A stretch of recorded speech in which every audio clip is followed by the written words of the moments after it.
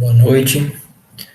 Já se encontra às 19 horas do dia 28/6/2021.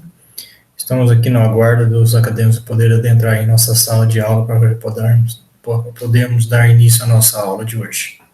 Vamos ficar aqui no aguardo até o presente momento.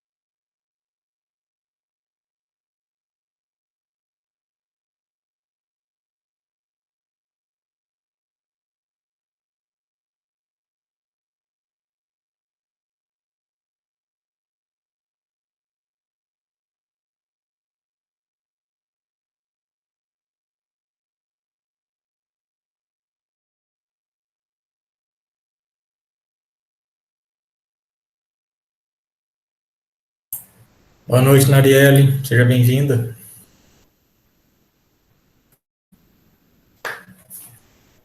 Tudo bem?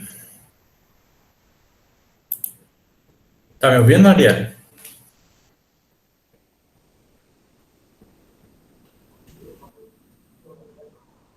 Tá muito baixo, Narielle. Não tô ouvindo nada.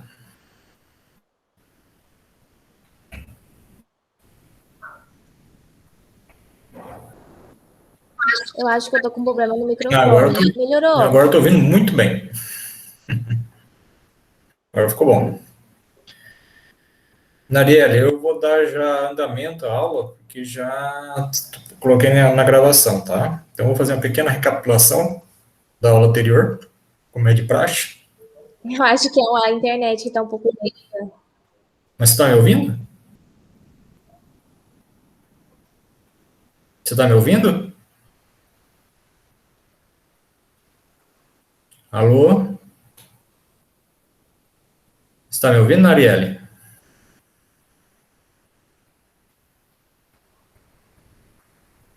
Narielle, você tá me ouvindo? Eu não tô te ouvindo, não. Agora você fechou o microfone, mas antes eu também não estava te ouvindo. Eu te ouvi um bom momento, depois nada mais. Mas está me ouvindo?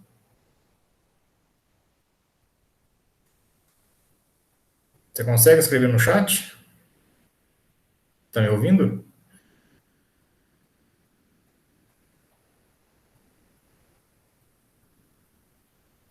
Sim?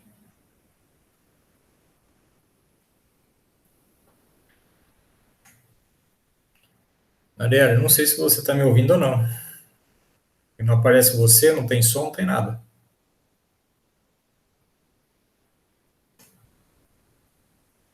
Você consegue escrever no chat que você está me ouvindo ou não?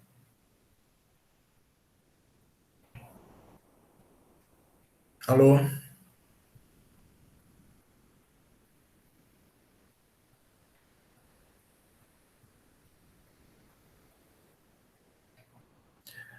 Bom, eu não sei se você está me ouvindo, Narielle. Não tô vendo nada e também não tô te ouvindo.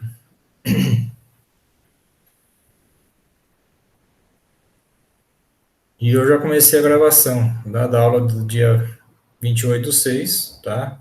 Agora já são 7h10 no meu aqui, na verdade, tá? Pra ser mais exato, 7h09, mas... E eu acho que eu vou ter que dar início aqui na conversa, já que você está presente, e eu só não sei se você está me ouvindo. Oi, professor. Agora melhorou. Você está em outro agora? Eu troquei, eu saí do notebook e fui pro celular, porque acho que a internet tá um pouco lenta. Aí não tá. Ah, Eu te escuto bem, mas para falar e escrever não dá, porque fica carregando, carregando e não vai. então tá. Bom, eu vou então iniciar então a conversa de hoje, fazendo aquela pequena recapitulação, né, das aulas anteriores, para a gente poder dar andamento à aula, ok? Então, nós adentramos no capítulo 2, aliás, no capítulo 1, né, da nossa disciplina, voltado à questão da capacidade, tá? E nós já trabalhamos com vocês na questão do artigo 3º, né, dizendo que são absolutamente incapazes de exercer pessoalmente os atos da vida civil quem são os menores de 16 anos. Para que esses indivíduos possam ter plenitude referente aos seus atos, é necessário que eles tenham o quê? Um representante legal para poder manifestar em seu nome. Geralmente, essa representatividade recai aos seus tutores naturais, que são seus pais. Então, todos aqueles que tiverem abaixo de 16 anos, né, eles são absolutamente incapazes, ou seja, o ato praticado por eles são atos nulos, ou seja, não geram qualquer efeito referente às suas considerações. Já o artigo 4º vai tratar dos relativamente incapazes, né, dizendo o seguinte: são incapazes relativamente a certos atos da maneira de os exercer. Quem são? Os maiores de 16 e menores de 18 anos, tá? Os ébrios habituais, no caso, né, os viciados em bebida alcoólica, né, os que apresentam essa patologia, o vício, né, da bebida, no caso os alcoólatras, né, e os viciados em tóxico. Aqueles que, por causa transitória ou permanente, não puderem exprimir sua vontade, ou seja, não conseguem se manifestar, seja por intérpretes, por sinais, por gestos, seja lá qual é a condição, tá? Então, eles se tornam incapacitados por essa condição de discernimento, para poder justamente manifestar esse ato de vontade. E no inciso 4, os pródigos, ou seja, aqueles indivíduos que gastam compulsivamente todo o seu patrimônio, né, dilapidam todo o seu patrimônio sem qualquer critério referente a isso. Nesse sentido, eles poderão ser o quê? Interditados, alegando que são o quê? Relativamente incapazes. Nesse caso, o ato deles praticados são atos anuláveis, ou seja, terão até um certo efeito, até que alguém se sinta lesado ou prejudicado referente ao ato praticado por esses indivíduos. Para que esse ato tenha devidamente a anuência da nossa legislação, para ter validade, é necessário que eles estejam o quê? Devidamente assistidos, né, por quem de direito. Então, ele tem que ter um assistente legal para ter essa devida validade referente a esses atos. E já no artigo 5º, tá, retrata justamente a maioridade, que está retratado lá na questão do artigo 1º, dizendo que toda pessoa é capaz de direitos e deveres na ordem civil. Nesse sentido, tá, isso só vai se concretizar aqui nesse artigo 5º, dizendo o seguinte, que a menoridade cessa aos 18 anos completos, quando a pessoa fica habilitada à prática de todos os atos da sua vida civil. Então, essa é uma consideração que se faz, né, de plenitude referente aos atos praticados pelas pessoas em si, tá? Então, quando a lei determina que toda pessoa é capaz, então ela abrange, né, ela determina que toda pessoa poderá alcançar essa capacidade, que só vai se concretizar a partir desse artigo 5º. Além dessa maioridade civil, que é 18 anos completo, ou seja, por data e hora, tá? Existe dentro do parágrafo também a questão voltada à emancipação. O que seria essa emancipação? Nada mais é do que você poder antecipar, né, a maioridade civil do indivíduo. Então, diz o seguinte, parágrafo único. Cessará para os menores a incapacidade, né, vai retratar justamente esses tipos de emancipação. Como é que se faz essas emancipações, né? De acordo com o inciso 1, pela concessão dos pais ou de um deles na falta do outro, o quê? Mediante instrumento público, independentemente de homologação judicial, ou seja, basta os pais ou um deles, né, e fazer uma declaração de vontade no próprio cartório, né, outorgando justamente essa responsabilidade a quem? Ao menor, tá? Ou através de seja também, né, manifestação judicial, né, através da sentença do juiz, sempre através da manifestação de um tutor, né, aquele que é responsável por esse menor, desde que esse menor tenha sempre o quê? A idade mínima de 16 anos completos. Então, a idade mínima para poder conceder essa emancipação é sempre 16 anos completos, ou seja, por data e hora também do nascimento desse indivíduo, tá?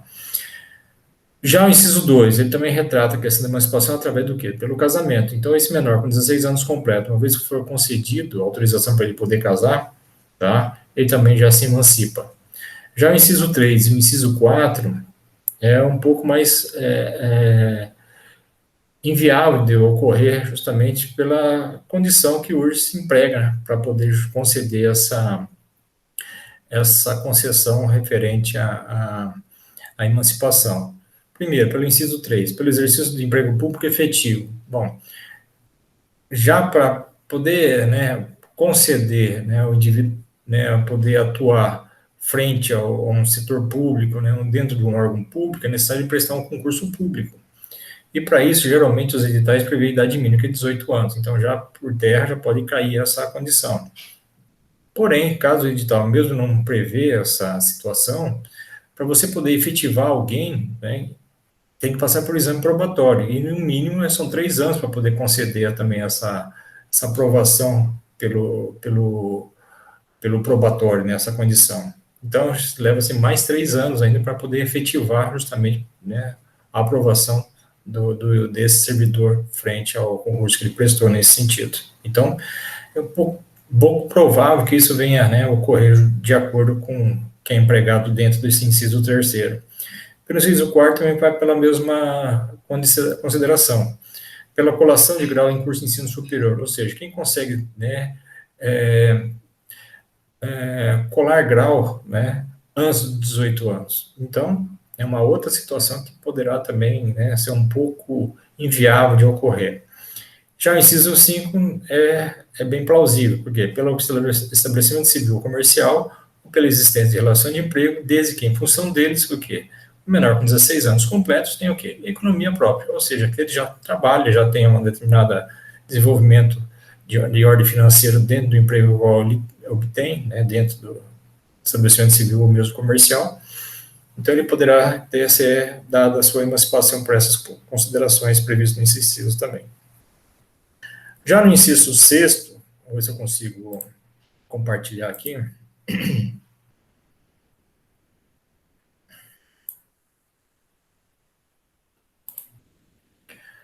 Já o inciso 6 determina a questão voltada à ausência, né, os indivíduos que não se encontram na sua presente referente à sua existência. Né? Então, diz o seguinte, de acordo com o artigo 6º, a existência da pessoa natural termina com a morte. Então, uma vez que a pessoa venha a falecer, né, deixa de existir.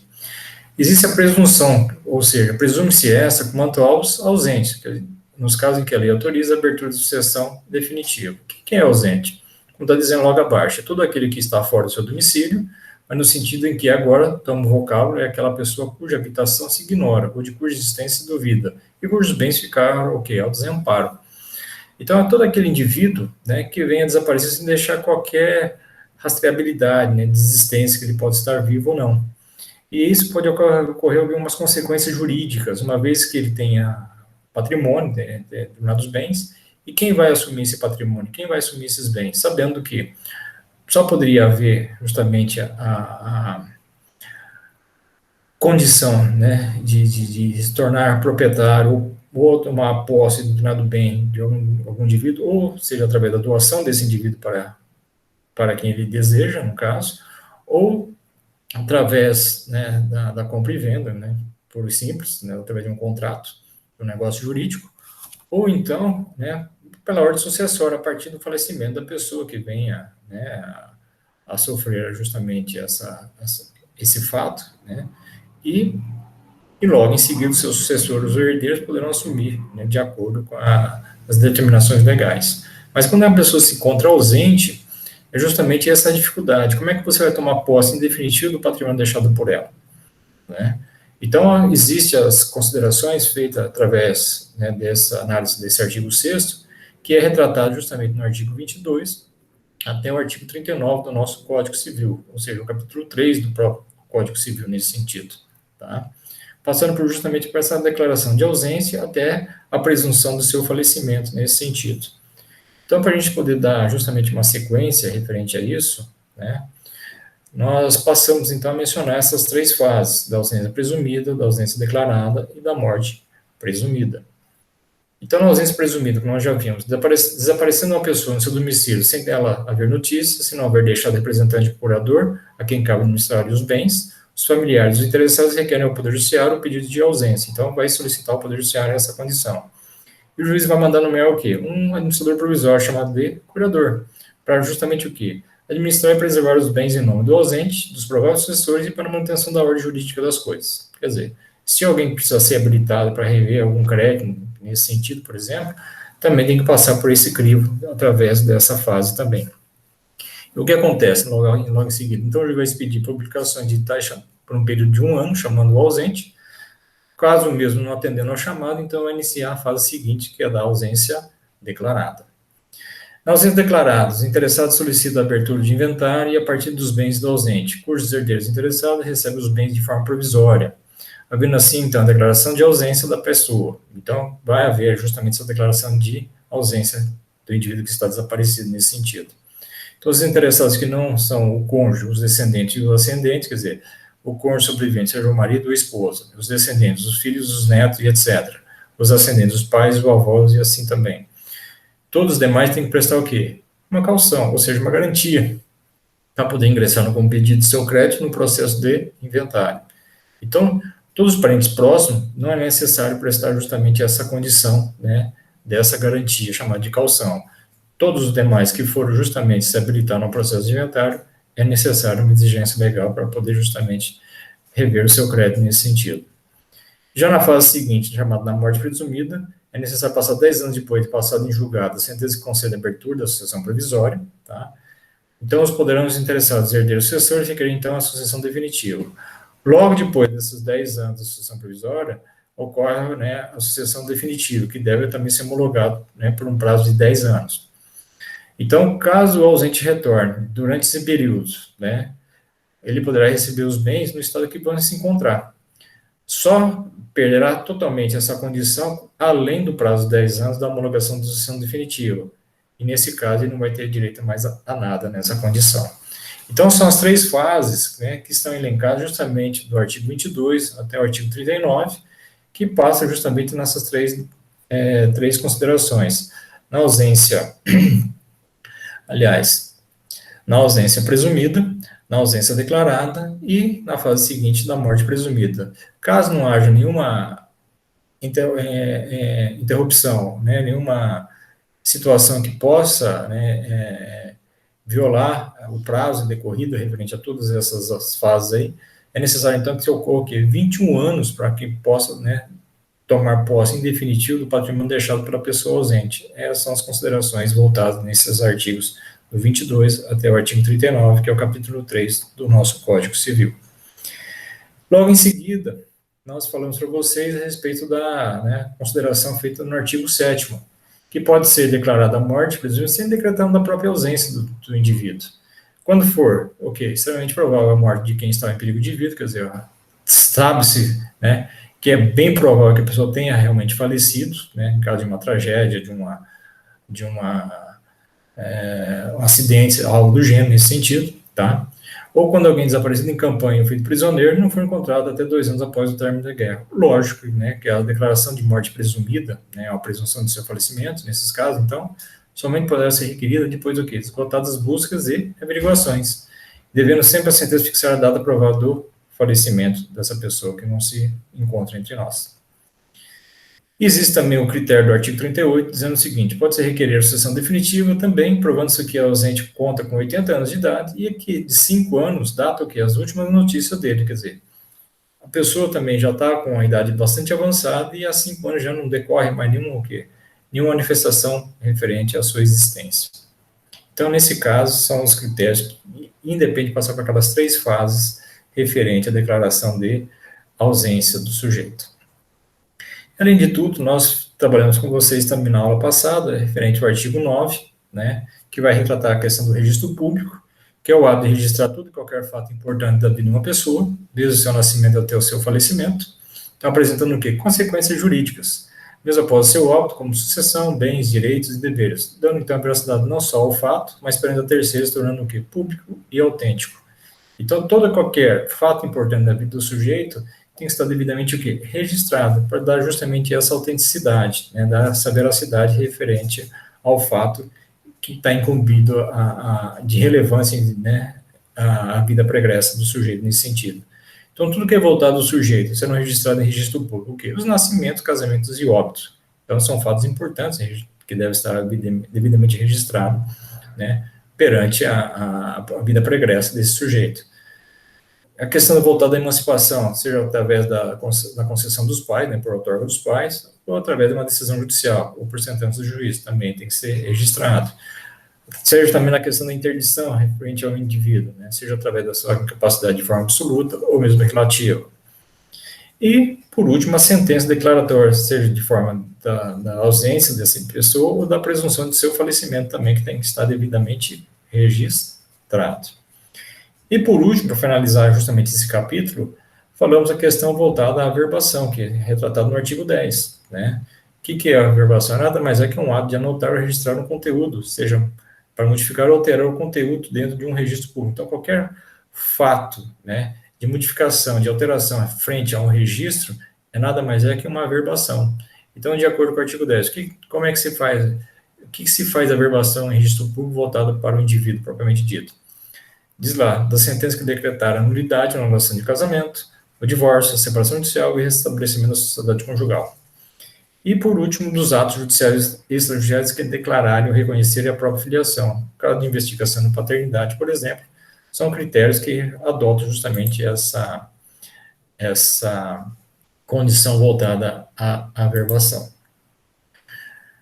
Narielle, ficou alguma dúvida referente ao que foi retratado com vocês na aula passada, ou você quer tirar alguma dúvida? Não, professor, tá tranquilo. Só aquela questão da pessoa voltar em 10 anos e poder rever os seus bens. Certo. Tipo assim, se completa 10 anos hoje e a pessoa, no caso, aparece amanhã, ela já perde esse direito, né? Então, a questão dos 10 anos é sempre da sucessão definitiva, tá? Então, tem que homologar não só a sucessão provisória, passa-se 10 anos dela para poder homologar a sucessão definitiva. E aí decorre mais 10 anos da sucessão definitiva. Então, se ela voltar no intervalo dessa condição, ela vai ter direito a tudo, do jeito que vai se encontrar. Agora, se decorreu logo no dia seguinte, perdeu.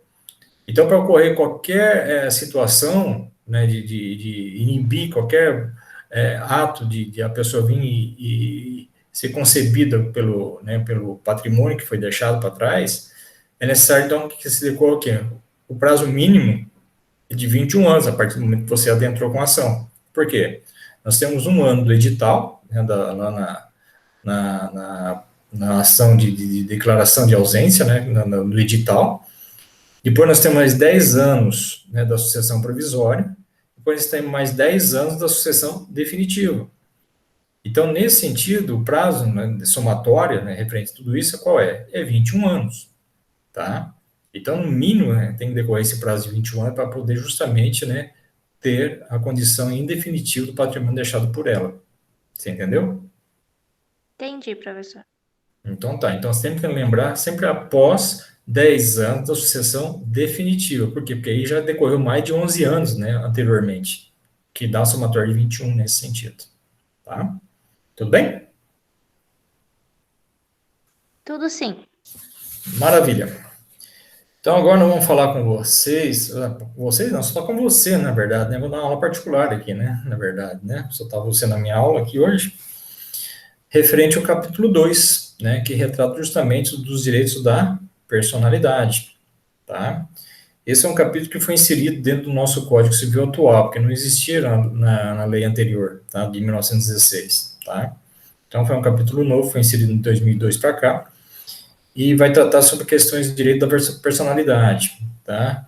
E o que seria esse direito da personalidade? Vamos ver se eu consigo também retratar aqui na nossa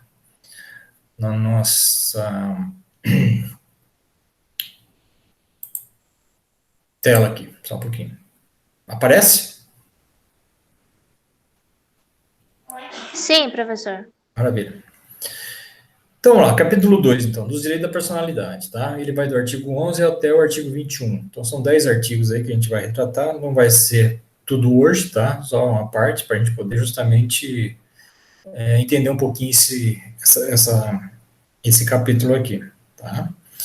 Ele é um capítulo bastante controverso, que traz algumas situações bastante, né, atentatórias referente né, a vontade dos indivíduos também, porque vai mexer com a questão de valores fundamentais, né, de cada um de nós. Então, a própria conceituação sobre direito à personalidade já traz isso, está dizendo lá. São valores fundamentais da pessoa que deverão ser o quê? Protegidas por lei, seja no aspecto físico e mental, visando o quê? Suas garantias individuais, tá? Então, todo aspecto, né, individual, né, referente ao indivíduo, por exemplo, o nome da pessoa, então vai ser retratado aqui com a gente, a imagem dessa pessoa também vai ser retratada justamente nesse capítulo, questões morais, né, questões de ordem interna de cada um de nós, né, de foro íntimo, é justamente retratado nessa questão, né, voltada aos direitos da personalidade. Então, são atrela bastante situações, né, voltado ao próprio indivíduo na sua individualidade, tá? Nas suas questões de foro íntimo nesse sentido. Envolve questões de ordem morais, religiosas, né, educacionais, culturais e etc, etc. Então pode trazer algumas polêmicas referente às suas análises que é feito nesse sentido, né? Então algumas coisas a gente vai ter que começar a questionar se a lei realmente é válida ou não nesse sentido. Bom, vamos seguir pelos artigos para a gente poder justamente trabalhar nesse aspecto com vocês aqui, tá? Então diz o seguinte, artigo 11. Com exceção dos casos previstos em lei, os direitos da personalidade são intransmissíveis e irrenunciáveis, não podendo seu exercício sofrer limitação voluntária. Ou seja, quando você, a partir do nascimento com vida do indivíduo, tá? Você adquire o quê? Personalidade. Ou seja, você adquire direitos e obrigações, tá? De acordo com o artigo 2º lá do nosso código aqui. E ele se torna o quê? Intransmissível. Então, a partir do momento que você recebeu, é seu, né? Ninguém retira mais de você. Então, é intransmissível, você não transmite ao outro. É irrenunciável, você também não renuncia a essa condição. É próprio de cada um de nós, é próprio do indivíduo em si. Então, é inerente ao indivíduo, é próprio do indivíduo nessa condição. E o seu exercício não pode sofrer o quê? Nenhuma limitação por vontade de outro, tá? Ninguém pode impor alguma limitação referente à sua condição, à sua vontade. Então, ele é próprio de cada um de nós e tem que ser devidamente o quê? Respeitado, né? Então, todas essas garantias individuais que são retratadas lá pela nossa Constituição, também deu embasamento para justamente o quê? Mencionar esse artigo 11 aqui, tá? Que ele se torna irrenunciável e intransmissível. Quer dizer, ninguém pode renunciar e ninguém pode transmitir a outro. É próprio de cada sujeito, é próprio de cada indivíduo. Seguindo isso, então, diz o artigo 12, né? Pode-se exigir que cesse a ameaça ou a lesão ao direito da personalidade, reclamar perdas e danos, sem prejuízo de outras sanções previstas em lei. Então, se alguém sofrer alguma violabilidade, né, sofrer algum dano frente ao seu direito da sua personalidade, tá? O que se pode ser feito referente a proteção que se dá a isso? Primeiro está dizendo lá que tem que cessar qualquer ameaça, né, ou a lesão ao seu direito da sua personalidade. Então, ninguém pode violar essa condição prevista dentro de normas, né, e que ela existe, ela tem o quê? Uma proteção legal. E essa proteção justamente é essa, né, você criar, né, algo determinante que termine qualquer lesão ou ameaça né, que determine essa violação do seu direito, da sua personalidade. E além do mais, reclamar perdas e danos, ou seja por danos materiais ou danos morais. Então, se alguém se sentiu lesado, prejudicado, por exemplo, ter ofendido a sua honra, né, ou a sua imagem, o próprio seu nome, que fazem parte do direito da personalidade, tá? A pessoa pode reclamar, além que cesse qualquer situação de prejuízo que ela possa sofrer nesse sentido, né, que cesse essa ameaça né, que se tenha, ela pode pleitear também perdas e danos, ou seja, reclamar, né, seja por danos materiais ou danos morais, essa retratação, sem prejuízo de outras sanções previstas em lei. Então, nós estamos aqui decifrando justamente esse artigo por partes, né? Então, a última parte diz lá, sem prejuízo de outras sanções previstas em lei. Como assim? De repente, o cara é um servidor público, né? De repente, ele pode entrar com um processo administrativo, né, para ter essa reparação de danos. Ele pode entrar com um processo criminal, ele pode entrar com um processo civil, tudo isso para poder o quê? Ser reparado pelo dano que foi causado a ele nesse sentido, né? Então, qualquer ofensa referente ao seu direito da sua personalidade, tá? A pessoa, além de solicitar que cesse qualquer ameaça contra ele, tá? Referente ao dano que ele venha a sofrer, e poderá pleitear, seja de qualquer condição, né? Essa reparação desse dano, seja por fins pecuniários, ou seja, de ordem financeira, por danos materiais ou danos morais, de repente, tá? E outras sanções previstas, independentemente das suas decisões, seja no aspecto administrativo, civil, penal e etc, etc. Tudo para poder justamente o quê? Ter a devida reparação do dano causado ao seu direito, à sua personalidade, voltado ao sujeito nesse sentido. Ok? Tá? Essa é a primeira consideração que a gente tem que fazer, justamente essas reparações de danos. Só que não termina ainda não, tá? Diz lá no parágrafo único. Em se tratando de morto, terá legitimação para requerer a medida prevista nesse artigo quem? O cônjuge sobrevivente ou qualquer parente em linha reta ou colateral até o quarto grau. Bom, perceba que até em referente à pessoa que esteja falecida, o seu direito da personalidade não pode ser violado. Imagina o seguinte, a pessoa chega a falecer, aí de repente começa a sair algumas notas, algumas situações que vai criar situações vexatórias a esse indivíduo que está falecido, ou criar uma determinada situação de constrangimento aos seus familiares frente à pessoa que se encontra falecida. Ah, o cara morreu, mas ele traía a esposa, ele era caloteiro, ele, sei lá, vai criar N situações que ofendem justamente, né, esse valor íntimo, né, fundamental de cada um de nós, e principalmente da pessoa que não pode se defender no caso do falecido. E quem pode ter essa legitimidade para poder fazer justamente a proteção, né, e ser reparado pelo dano causado a esse indivíduo que não pode mais se defender porque já se encontra falecido nesse sentido?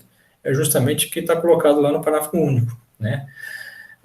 O cônjuge sobrevivente, quem seria? Seja o marido ou esposo sobrevivente nessa história toda, né? Ou qualquer parente, seja em linha reta ou colateral, até o quarto grau. Nós já vimos a questão da linha sucessória, né, da questão de parentesco, dado pela nossa legislação, mas não fizemos a contagem de grau, tá? E a contagem de grau se dá no seguinte aspecto, tá? Só para a gente poder ilustrar essa condição. Diz o seguinte, ó. Se a gente tem um indivíduo que está em vermelho no centro da nossa tela aí, tá? Eu divido, vamos dizer assim, que é o falecido, tá? Se a gente contar pela ordem sucessória preferencial, primeiro são quem? Os chamados descendentes, que está em verde, tá? Então, a linha reta, percebo, o filho é descendente em linha reta de primeiro grau. Já os netos, né, são descendentes em linha reta de segundo grau. O bisneto em linha reta de terceiro grau. E o tataranetos, né, são descendentes em linha reta de quarto grau. Então, até o tataraneto, segundo o parágrafo do artigo 12, ele se tem o quê? Legitimidade para pleitear qualquer forma indenizatória em nome desse indivíduo que está falecido.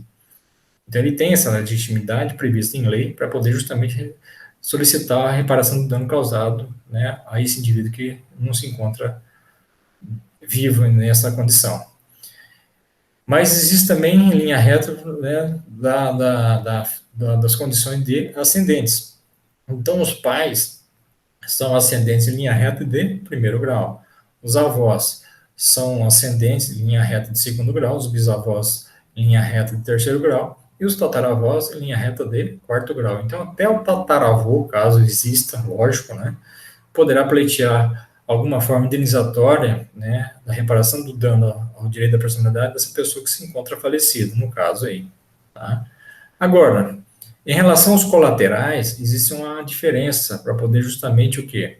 Viabilizar a contagem de graus. Perceba que irmãos, né, parte já o quê? De segundo grau, tá certo? Qual é a lógica referente a isso?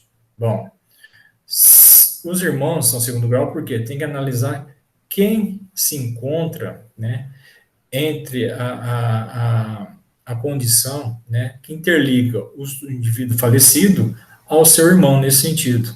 No caso, são os pais, tá? Os pais é o elo que interliga justamente o indivíduo, né, aos seus irmãos. Se pais em linha reta é primeiro grau, consequentemente o irmão passa a ser o quê? Segundo grau. Então o elo de ligação que nós temos é referente aos pais. Então o indivíduo é esse aqui, né? O pai é primeiro grau, o elo de ligação que se faz o irmão passa a ser o quê? Segundo grau. Consequentemente, o sobrinho passa a ser o quê? Terceiro grau, tá? Pela linha sucessória. Os tios da mesma forma. Quem interliga o indivíduo aos tios? Fala para mim, Ariane. Você sabe? Repete a pergunta, professor. Quem interliga os tios a esse indivíduo aí, no meio da nossa tela? No caso, seria os sobrinhos ou os pais, porque é irmão? Não. Como eu falei, quem que é o elo de ligação desse indivíduo aos tios?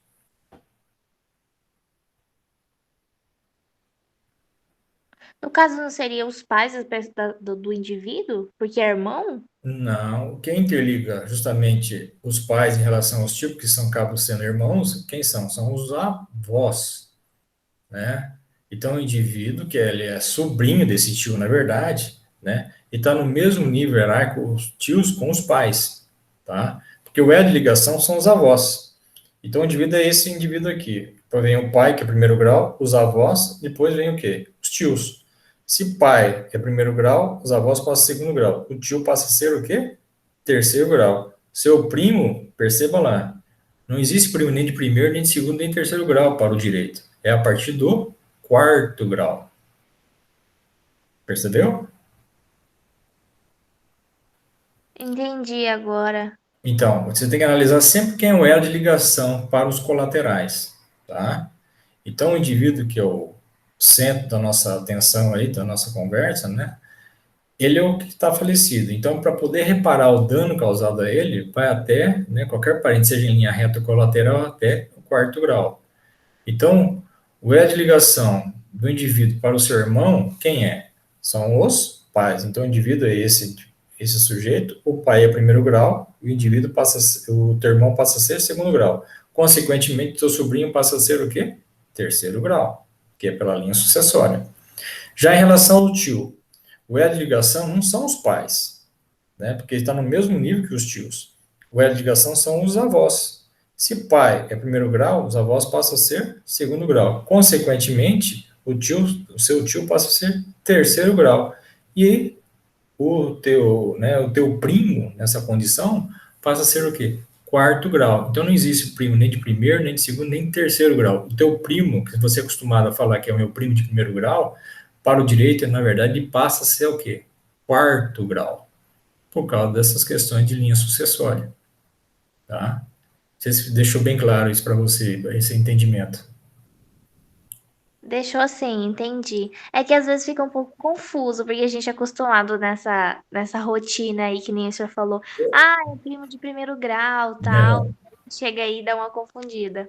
né, então, mas para nós, né, juridicamente falando, é dessa forma que é contagem de graus, tá?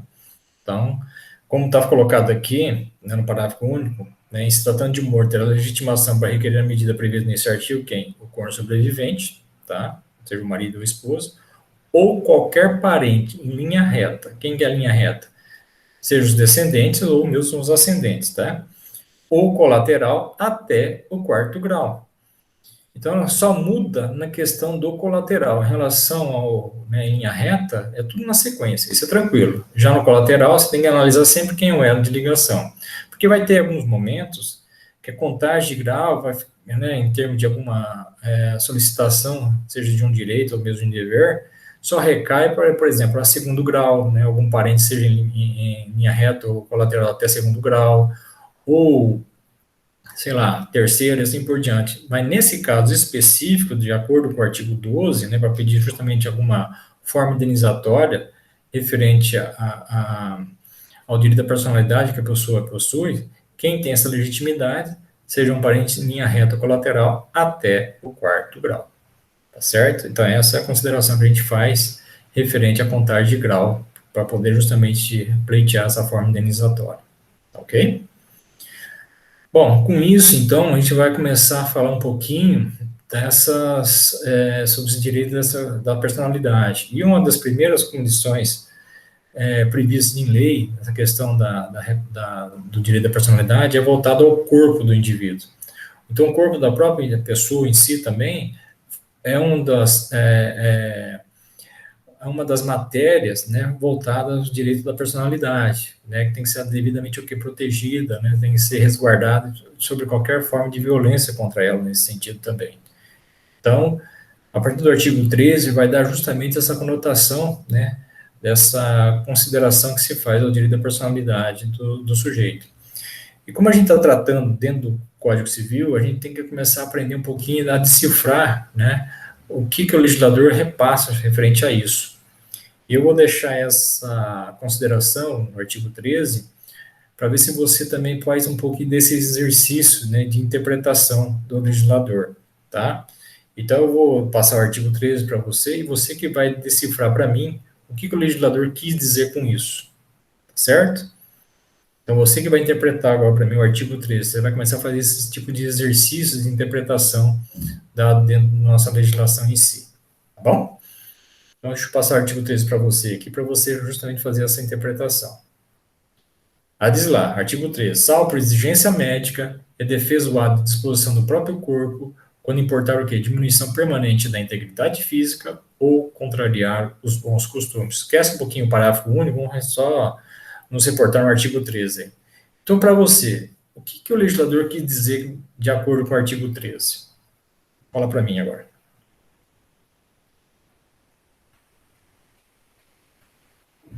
Ah, eu entendi que ali ele, no caso, fala sobre a proteção do corpo, né? Uhum.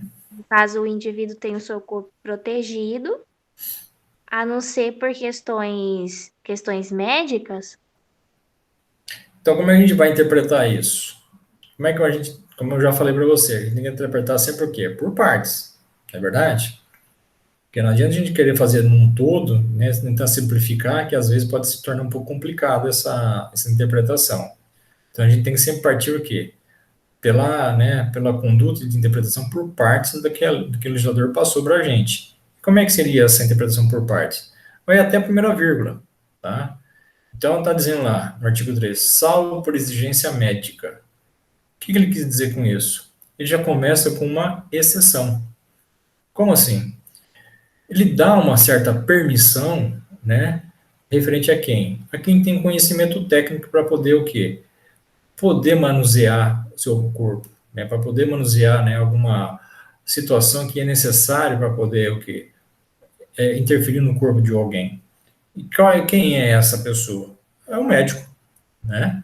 Então tá dizendo, aí tá abrindo então, como ele fala salvo, que é abrindo o quê? Com uma exceção. Por todos os demais se tornam o quê? Proibitivos. Né? Qualquer outro indivíduo que queira fazer algum manuseio referente ao corpo de um indivíduo acaba sendo o quê? Né? Proibido, né? Qualquer outra forma de violação referente ao corpo de alguém. Mas ele abre uma exceção, como está dizendo a própria lei, salvo por exigência médica. Então a legislação abre uma exceção para quem tem esse conhecimento para poder manusear o corpo de alguém para o quê? Para uma questão médica. Ok? É a primeira condição. O restante está lá. É defesa o ato de disposição do próprio corpo. Quer dizer, a legislação permite a gente defender o nosso próprio corpo. Né? Tudo se torna proibitivo para qualquer outro indivíduo, porque a gente tem um direito de proteção referente ao nosso corpo. Tá? Como eu falei, só abre uma exceção lá na entrada desse artigo, por exigência médica, somente a isso. Todos os demais se tornam o quê? Proibitivos. Ainda mais quando? Quando importar diminuição permanente da integridade física. Por exemplo, alguém venha sofrer um acidente, por exemplo, um acidente de carro. E esse sujeito fica preso nas suas ferragens desse carro. Ao chegar ao socorro, né, o SEAT, o ambulância, seja lá o que for, tá? O que acontece frente a isso? O médico analisar, né, o que tem conhecimento técnico para poder manusear esse corpo, né, otorgado pela própria lei, quer dizer, dado pela exigência, né, de conhecimento que ele tem, né, de conhecimento técnico, né, para poder salvar a vida de alguém, o que acontece, tá? Ele analisa e falou, ó, só pode haver a condição de salvá-lo caso haja o quê? A necessidade de amputar uma perna, um braço, algo do gênero. Então vai ocorrer justamente uma diminuição permanente da integridade física desse sujeito. Então cabe a quem a poder manusear e fazer esse tipo de ato? Somente com conhecimento técnico, no caso, o médico. Todos os outros, não, porque não vai saber nem como manusear esse tipo de ação. Então a lei abre uma exceção justamente para essas situações, né? Para esse indivíduo em si. Por todos os demais, não. Se tornam o quê? Proibitivos. Então é isso que a gente tem que fazer a forma de interpretação, por partes, tá? Para a gente poder justamente entender todo o significado do artigo em si, tá certo? Então não adianta a gente fazer, eu acho que eu vi que, né, ela dá a oportunidade para a gente proteger o corpo, tudo bem, mas a gente tem que analisar parte por parte, para justamente ter toda essa compreensão, né, da legislação para poder justamente fazer essa análise técnica que nós estamos fazendo aqui com você nesse caso aqui. Só que o problema maior desse artigo, eu vejo a parte final. Está dizendo o seguinte, ou contrariar os bons costumes. Né? O que seriam esses bons costumes hoje? Será que você poderia me resumir para mim?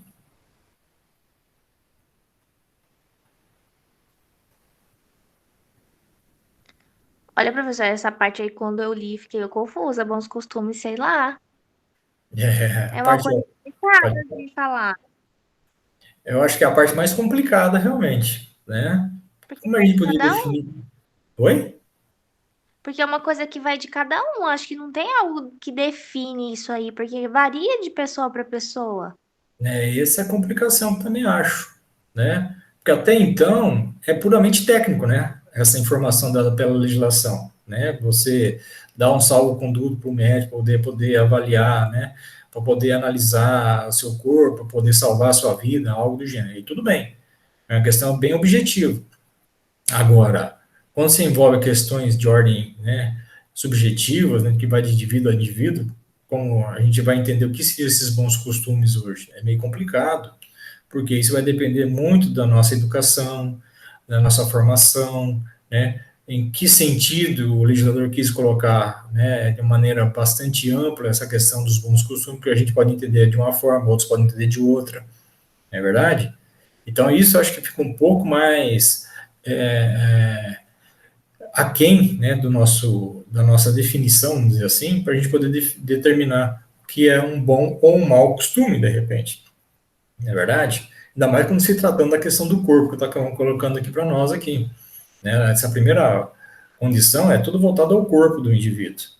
Então, se a gente colocar, por exemplo, a prostituição, ele viola ou não, né, um bom costume? Aí que vai dependendo muito das circunstâncias que está sendo colocada essa questão da voltada à prostituição, que envolve a questão do corpo da pessoa, né? O aborto, é outra situação que traz também bastante controvérsias, né? E traz bastante também situações, né? Bastante polêmicas para poder, né, discorrer a respeito. Será que isso viola ou não os bons costumes? É difícil, porque isso vai depender muito de cada um, né? Em que sentido essa pessoa vai se encontrar para adotar se aquilo, né, viola ou não essa condição. E está tudo voltado ao corpo do indivíduo, não é verdade? Então, isso vai depender muito da nossa formação, né? Em que ponto a gente analisa essas considerações, a questão religiosa, né, que tá aí, pode ser muito adentrada nessas questões, voltado ao corpo do próprio indivíduo também. Será que fazendo qualquer ato nesse sentido viola ou não os bons costumes? Não é verdade? Então, a nossa própria educação que a gente recebeu em casa, né? Será que a gente tem uma formação completa para poder analisar se isso ou não viola os bons ou maus costumes? Então, é muito subjetivo essas considerações, né? Então, eu falo, até a parte inicial desse artigo é bastante criterioso na parte técnica, e aí fica até fácil de analisar. Quer dizer, fácil não, mas pelo menos fica um pouco mais compreensível a sua análise. Já a parte final, eu acho um pouco mais complicada, muito mais complexo nesse sentido, por causa dessas variantes que podem existir, né? Isso vai de cada um, né? Isso vai de cada pessoa também, né? Então, como eu falo, o que seria um bom ou um mau costume? Ainda mais com essas questões voltadas, como está colocado ali, né, da personalidade, voltado à proteção ao corpo do sujeito nesse sentido. Não é verdade? Então, bom, eu estou colocando essa opinião. O que você acha, Mariela? Eu também acho, professor. Ali a parte de cima aí do artigo até que não é complexa, mas essa última aí é difícil, porque aqui nem o senhor está falando, é algo que não dá para definir, não é algo definido, específico. Varia muito. É verdade, né? Então, são critérios bastante subjetivos, né? Que traz bastante polêmica, na verdade, né? E que a gente sabe, né? Vamos voltar na questão do aborto, que eu falei agora há pouco, né? É uma questão que não envolve somente ao corpo da mãe, né? Envolve também um feto, não é verdade? E aí nós já vimos também lá no artigo 2º, né, que esse feto existe uma, quê? Uma expectativa de se tornar um sujeito com direitos e obrigações, que de repente pode ser interrompido também. Né? E não estou falando nem em questão de ordem religiosa nem morais, né? Estou falando só uma questão legislativa em si, né, do nosso ordenamento jurídico. Né? E como é que fica essa pessoa? Vai ser interrompida essa condição dele também. Então é complicado, né? Porque você não envolve somente um indivíduo, você vai envolver outras vidas também, né? E que de repente vai trazer mais complexidade referente a essa questão, né? Da violação do próprio corpo da pessoa, né? Não só da própria gestante, mas também do próprio feto nessa consideração. Então é realmente complicado. Uma outra situação bastante complicada é na questão da eutanásia, né? O que é a eutanásia? Quando a pessoa está na sobrevivência só com ajudas artificiais de aparelhos, né? Ele pede para desligar os aparelhos. E nós sabemos que isso é crime, né? Dentro da nossa legislação. Então, também é uma outra situação que traz polêmica também referente a essas questões voltadas a essa consideração ao indivíduo. Mas é a vontade própria desse sujeito. Vamos supor que ele está sofrendo muito, né? Vivendo só com remédio para poder justamente, né, assim, prolongar a sua vida. Como é que fica essa situação também? Será que vale a vontade desse sujeito ou não? Né? Como falei, a eutanásia é crime dentro do nosso país, né? A questão do aborto também é crime, né? Não vou dizer também é crime, só a permissão do aborto em 3 situações, né? Na questão de estupro, né? Que a pessoa venha a sofrer, a gestante nesse caso, ou na questão da malefício, né? A questão da anencefalia, né? Voltada a, a criança também poderia ser também concedida a questão né, do aborto, e a questão, qualquer outra agora, esqueci, estupro, encefalia e trazer algum malefício à saúde da mãe, né, também poderá ser concedido também a questão do aborto. Do restante tudo é, né, proibitivo, mas mesmo assim também pode trazer violações, né, sobre o direito da personalidade da própria feto, apesar que ele não é considerado como um ser ainda, né, com personalidade, mas existe uma expectativa, e de repente é interrompida essa situação também. Então são critérios bastante, né, delicados para a gente retratar, né, e que a lei deixa em aberto essa situação, porque a lei não analisa sentimentos, né, ela é objetiva, né, ela é fria, na verdade. E essas situações, às vezes, podem, né, violar algumas outras situações, seja por outros campos, né, da vivência do sujeito. Como falei, questões morais, questões religiosas, educacionais, e etc, etc, né? Então, não é tão simples assim de adotar, né, o que é viabilidade referente à lei nesse sentido. Né? Então, vai depender muito da interpretação, a forma que está sendo interpretado, em que momento isso pode ser colocado também para poder justamente agir de uma forma ou de outra. Então, nem sempre a lei é tão simples assim de ser aplicado. Porque, como falei, a lei não analisa sentimentos, ela é fria, e aí que traz o problema, que a gente está analisando sobre o ponto de aspecto, né, do indivíduo. E as pessoas pensam, sentem, né, elas têm emoções e etc., que nem sempre vai de acordo com a razão. E isso traz bastante problema para tentar decifrar o que o legislador quis dizer com isso também. Tá? Então, como falei, né, às vezes não é tão simples assim para a gente poder determinar de pronto, né, a condição que a lei determina. Né? Às vezes ela deixa a gente bastante apreensivo, né, e pensativo também, né? De que forma eu devo agir? De acordo com o que a lei determina, será que é dessa forma ou de outra? Tá certo? Então, eu vou trazer uma. Oi. A questão que nem aqui no Brasil, a pena de morte é proibida. É, Aí no caso por exemplo, pegar um bandido procurado, tipo, vamos supor o caso Lázaro, que tá repercutindo hoje na mídia. e foi preso, né? É muito complicado, né? Porque ele acabou sendo morto, foi abatido, e Ah, aí foi já morto. tem essa questão lá da pessoa tá falando, né? Que poderia ter pegado ele vivo e ter prendido. Aí Uhum. pô, tem toda uma discussão também, né? Dessa questão, porque ele foi morto, e aí tem essa questão de morte que não é legalizada no Brasil. É, não sei em que circunstâncias, porque eu não acompanhei né, o desfecho desse fato. Eu fiquei só sabendo também desse lado por causa da mídia, não sei, né? Eu devo ter aprontado muito, que eu fiquei sabendo, ele já é fugitivo, não sei de quantas prisões já, né? De vários locais aí, já cometeu vários crimes, não sei como é que é a vida pregressa desse sujeito aí, né? E eu fiquei sabendo que ele foi preso, não sabia que nem tinha falecido também, não sei que forma que foi esse falecimento dele, se for, né? Não, Talvez. eu fiquei sabendo por internet também, porque jornal é difícil de assistir, o jornal passa na hora que eu tô estudando. Uhum. Mas a internet tá o maior fervor falando que ele foi morto. Saiu até foto na internet, parece, que ele foi baleado. Ele foi pego, ele foi morto acho que confronto com a polícia, eu não sei, algo assim, e acabou sendo morto. Então, mas se Não chegou houve nem a ser revide, preso, ele já foi morto direto.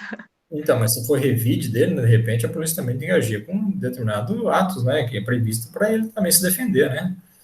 Não dá pra também culpar. Essa questão dos bons costumes aí, eu tô falando nesse sentido, porque aí já teve muita gente que foi contra, criticou, porque ele tinha que ser pego. pego com vida e deveria ter sido preso e não ter sido morto. Não dá para a gente, vamos dizer assim, colocar em evidência, né, a opinião de pessoas que não vivenciaram a situação, né?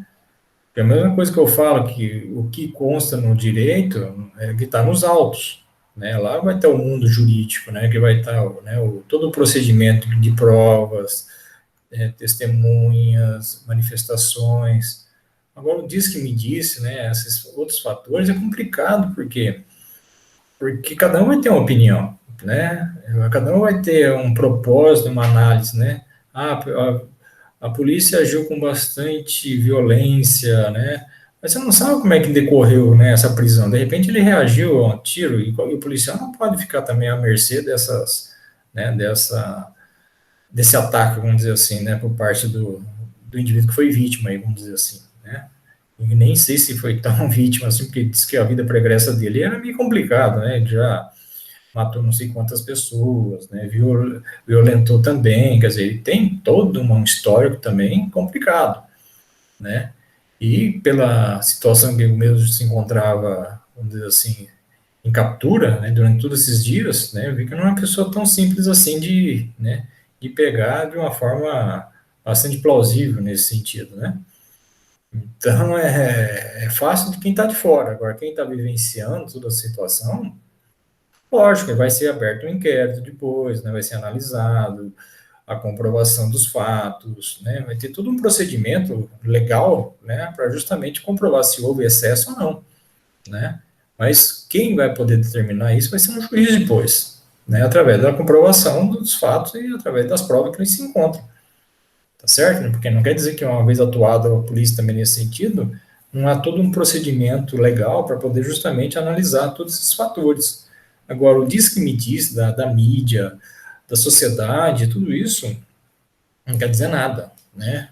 O que vale é o mundo jurídico. Lógico, a sociedade pode até condenar alguém, né, quando a situação é de bastante amplitude na divulgação de algum fato em si. De repente, não estou dizendo esse indivíduo propriamente dito, mas de repente um outro fator, né, uma pessoa de repente está no lugar errado, no momento errado, e ele é condenado numa situação, né, pela própria sociedade. E às vezes a pessoa não tem nada a ver com o fato, né? Mas mesmo assim já foi divulgada a condição e ele vai sofrer todas as consequências. Até ser reparado pelo dano causado a esse indivíduo é difícil. Agora, nesse caso especificamente, não acredito que seria dessa forma. Por quê? Porque já existe todo um histórico em cima desse sujeito que já contrapõe qualquer situação, né, de deixar ele assim inocentado referente a qualquer ato que ele venha ter cometido nesse sentido, né? Bom, é uma opinião também, não estou dizendo que eu estou certo, né? É só uma situação que a gente analisa por várias situações que a gente já vivenciou na nossa profissão também, tá? Mas adianta a gente ter opiniões, a gente tem que ter opinião, mas, né, com certa lucidez em alguns aspectos, porque a gente não sabe realmente quem passou, né, por exemplo, pela mão desse sujeito, né, o sofrimento que já foi, algo do gênero também, né? É muito fácil falar de fora, mas quem vivenciou isso, com certeza se sente um pouco mais aliviado, né? Porque de repente, imagine esses moradores, né, onde esse cara estava, né, tava em trânsito aí, né, pelas situações que ele já provocou e tudo isso. Então é muito complicado, né? É muito complicado a gente opinar que a gente está de fora, né? E principalmente essas questões voltadas à questão da integridade, né, dos direitos humanos, etc, etc. É muito relativo essas coisas também. Não podemos levar muito ferro e fogo, não. Tem que ter um pouco mais de adequação, né? Um pouco mais de compreensão em alguns outros aspectos também. Não estou dizendo também que a polícia também é boazinha em tudo, mas existem situações que ela tem que agir de uma certa forma, né? E às vezes não é daquela forma tão tranquila que a gente gostaria que fosse. Mas isso vai de cada um, né? Como a gente está falando, a gente está lidando com gente, e gente cada um tem uma forma de pensar diferenciada um do outro. Tá certo? Tá certo, professor. Eu citei eu entrei nesse comentário justamente por essa questão, porque é algo tão difícil de falar que nem os bons costumes, é algo difícil de É, opinar. A gente sim. para cada um, né? Pois é isso que eu falo, né? A lei é muito clara em alguns aspectos, mas em outros ela deixa em aberto, né? E a gente não tem como a gente determinar de pronto, né? Tão objetivamente como a gente gostaria, porque envolve outros fatores, né? Que vai além daquilo que está dentro da legislação em si, né? Dentro de uma norma propriamente dita, porque envolve outros aspectos também, né? Então, é muito relativo, muitas situações, né, se colocam para ser analisado de uma maneira bastante fria, né? Então, muitas vezes a gente tem que ter um pouco mais de consciência naquilo que a gente está propondo, principalmente a quem decide, no caso dos juízes, né?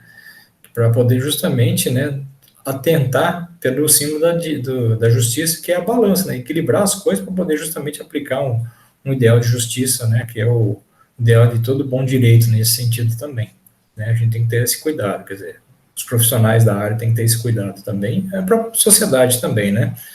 Então não dá para a gente também criticar ou então, né, enaltecer. A gente tem que saber equilibrar essas coisas todas para não cometer nenhuma falsidade ou injustiça, vamos dizer assim, para esses aspectos. Bom? Bom, você está entendendo então essas colocações que a gente está fazendo aqui? Estou sim, professor. E bom, Narielle. Então, Narielle, com isso, então eu vou dar encerramento por hoje, tá? Porque eu quero dar continuidade, são outras situações um pouco mais delongadas na aula que vem, e aí a gente vai fazer com mais tranquilidade nesse sentido, tá ok? Ok, professor. Alguma dúvida você quer tirar comigo aí? Não, tá tranquilo. Então tá bom. Então eu te agradeço, né, pela sua participação aqui, que exclusiva, na verdade, né? Só tá você. E a gente se encontra na próxima aula, tudo bem? Tudo sim, professor. Então, boa noite para você, um bom descanso, né? Não sei como é que vai ter sua noite ainda, se vai ter mais aulas ou não, mas tenha uma boa semana aí, com muita saúde, tá? Que a gente possa se encontrar na próxima aula. Tudo bem? Muito obrigada, professor. Para o senhor também. Uma boa semana e bom descanso. Até a próxima. Obrigado, obrigado. Então, até a próxima. Deus quiser.